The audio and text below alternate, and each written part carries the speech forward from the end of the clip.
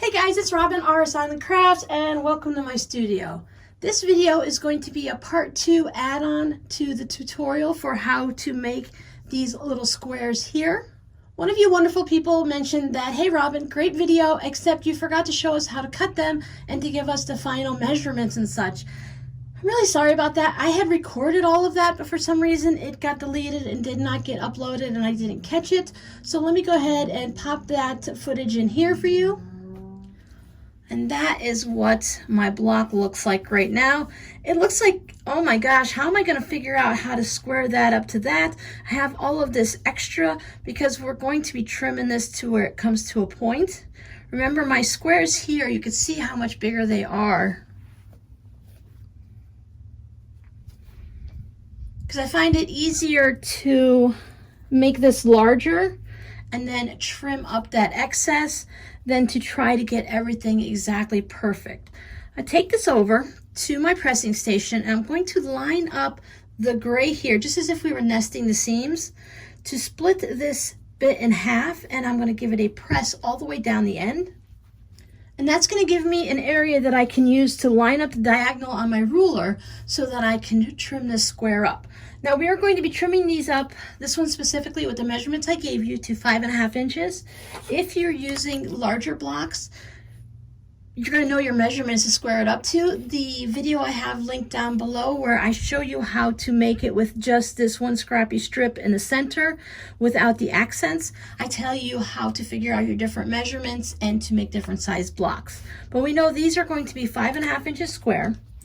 I have my 6.5 inch ruler, and can you see the diagonal yellow line that's going right down there? Now you're going to find that diagonal in the majority of your rulers. All of mine have them. And I want to line the diagonal up right on that crease.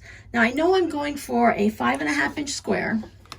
So I'm going to line my diagonal up right on that crease. If you can't see it, you can always use, they have that thin tape that you can lay down to mark lines. You can add washi tape, or you can just make it some type of a mark, however you mark quilts. I can see the crease on here pretty easily. Now, just like when we're squaring up half square triangles, I need to find the mark that I'm going to trim to. So I need to mark 5.5 inches. You can put some washi tape on here so that you can easily see for every square when you trim them up, so that your eye automatically goes to the 5.5 inch line. I know for me, if I was squaring it up to 5 inches, it would be no problem, but I tend to get my eye a little confused.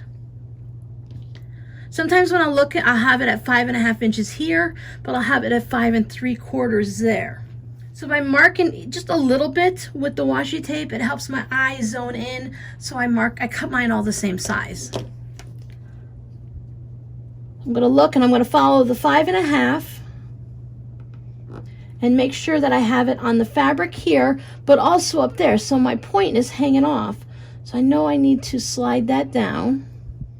I can only go so far before my 5.5 comes off of the end there and off of the end there, because I only made my strip 8 inches. If you want to have more wiggle room, you can make your calculator or your striped or even a solid. You don't have to use a striped fabric, use a solid for it.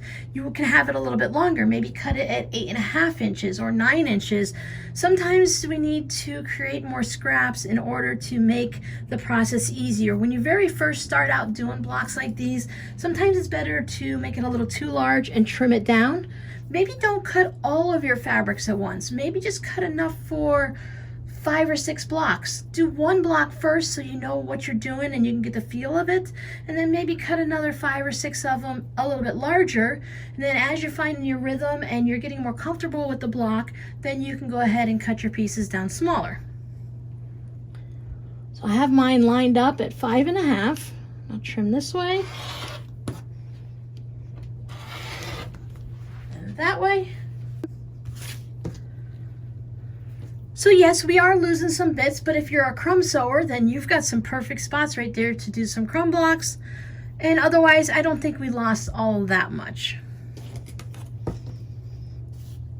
Now at this point, I can line it up at 5.5 along this edge, because we know we've cut those 2 spots exactly where we need to have them. You can double check to make sure it's still in the center.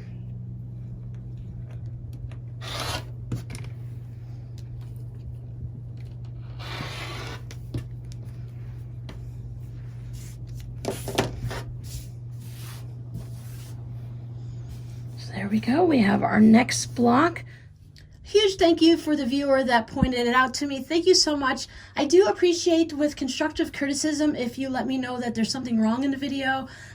Sometimes I put the same footage in twice and I repeat myself, and times like this I leave an important part out.